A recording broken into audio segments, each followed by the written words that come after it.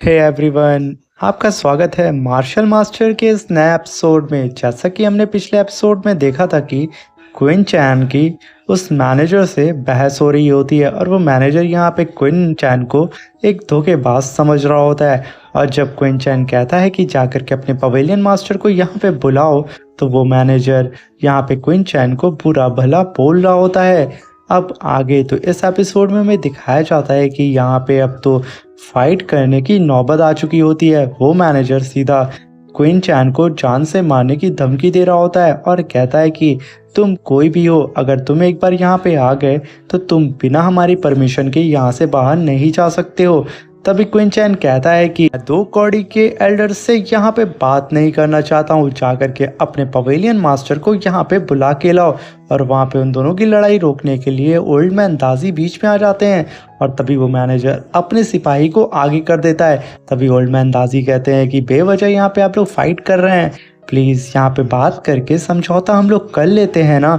मगर वो मैनेजर अपने आप को 30 मार खा समझ रहा होता है और वो कहता है कि ऐसा यहाँ पे कुछ भी नहीं होने वाला है। तभी उसका साथी ओल्ड मैन दाजी के ऊपर अटैक करने लगता है और ओल्ड मैन दाजी उसके सारे अटैक को डॉज करने लगते हैं, मगर उसके ऊपर कोई अटैक नहीं करते हैं। और तभी ओल्ड मैन दाजी से नहीं रहा जाता है, वो खींच करके एक पाम अटैक उसके पेट में मार देते हैं और उससे कहते हैं कि प्लीज़ तुम रुक जाओ, मैं यहाँ पे फाइट नहीं करना चाहता हूँ। ये सब ड्रामा पीछे खड़ी हुई वही रिसेप्शनिस्ट देख रही होती है, वो तो बेचारी यहाँ पे डर चुकी होती है। और तभी क्विन चैन कहता है कि तुम लोग यहाँ पे बेवजह फाइट कर रहे हो क्योंकि मेरे पास इस पवेलियन का ब्लैक कार्ड है और तुम लोग जा करके अपने पवेलियन मास्टर को यहाँ पे बुलाओ। तभी हम देखते हैं कि ओल्ड मैन दाजी के ऊपर वो बंदा फीस्ट अटैक करने के लिए रेडी हो जाता है, जिसे देख करके ओल्ड मैन दाजी कहते हैं कि ये अटैक वाकई में बहुत ही ज़्यादा खतरनाक होने वाला है, जिसकी वजह से ओल्ड मैन दाजी पीछे खिसक जाते हैं। और तभी वो क्विन चैन से कहते हैं कि मास्टर हमें यहाँ से चुपचाप निकल जाना चाहिए, मगर वो मैनेजर कहता है कि तुम लोग बिना हमारी परमिशन के यहाँ से बाहर नहीं जा सकते हो।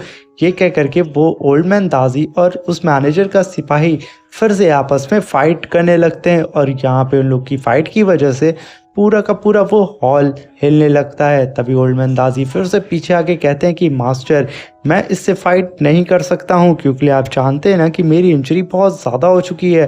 क्विन चैन कहता है कि मैनेजर से कि क्या वांग लॉ एल्केमी हॉल इस तरीके से अपने गेस्ट को करता है, क्या आप लोग को यहाँ सुनाई नहीं देता है कि मेरे पास इस पवेलियन का ब्लैक टोकन कार्ड है, जा करके आप लोग अपने पवेलियन मास्टर को क्यों नहीं बताते हैं। और अगर ये बात तुम लोगों ने नहीं मानी तो मुझसे बुरा कोई नहीं होगा। और ये कह करके वो सीधा उस मैनेजर की ओर पढ़ने लगता है और कहता है कि लगता है अब तुम लोगों को यहाँ पे सबक सिखाने की बारी आ चुकी है।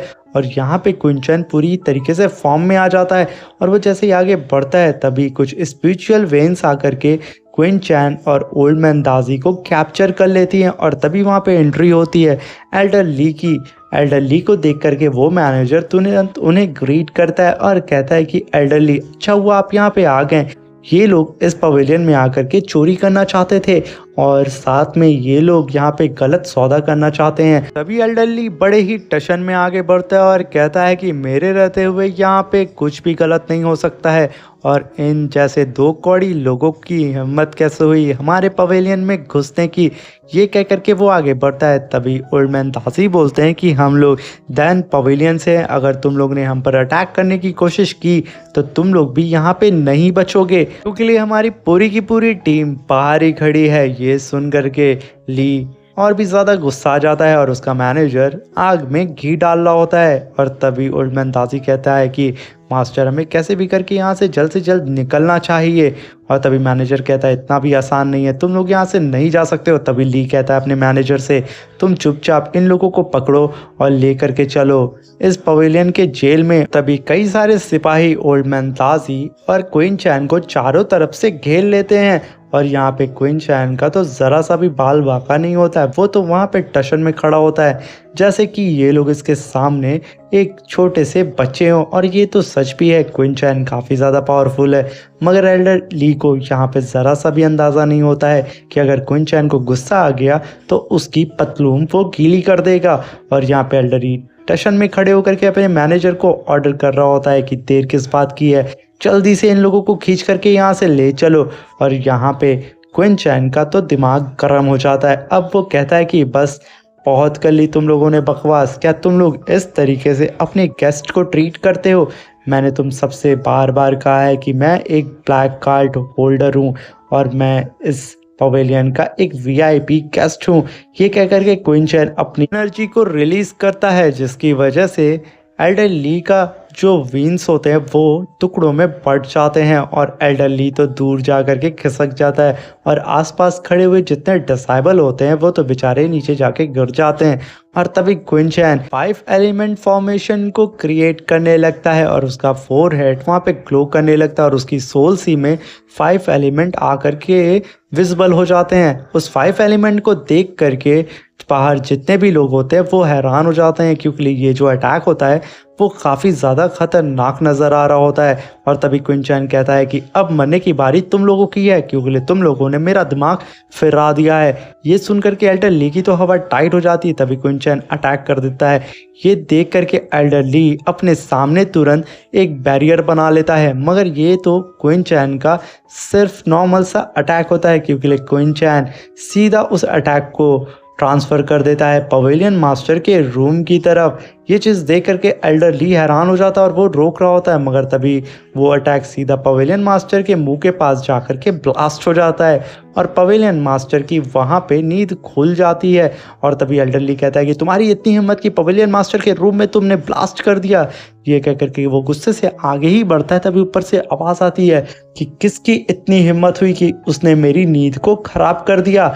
और वो ये कह करके गुस्से से नीचे आ रहा होता है और वो बंदा टेलीपोर्टेशन एरे को बना रहा होता है और उससे वो बाहर आता है, जिसे देख करके आसपास में जितने भी उसके डिसेबल होते हैं उसे ग्रीट करने लगते हैं। और तभी हम देखते हैं कि बड़ा सा एक टेलीपोर्टेशन एरे ओपन होता है। तभी उसके बीच में से पवेलियन मास्टर निकल के आता है। इसको देख करके क्वीन चैन कहता है कि अच्छा, तो तुम ही हो इस होंगलाओ एल्केमी हॉल के पवेलियन मास्टर। तभी पवेलियन मास्टर अपनी एनर्जी को रिलीज करते हुए कहता है कि तुम्हारी इतनी हिम्मत कि तुमने यहाँ पे आकर के इतना मैस क्रिएट किया और साथ में मेरी नींद भी हराम की। तभी मैनेजर कहता है कि सीनियर, ये बंदे यहाँ पे चोरी करने के लिए आए हैं और ये लोग कह रहे हैं इनके पास ब्लैक कार्ड है। तभी क्वीन चैन कहता है कि क्या आप लोगों को यहाँ पे मजाक लग रहा है कि मेरे पास यहाँ पे ब्लैक वीआईपी कार्ड नहीं होगा?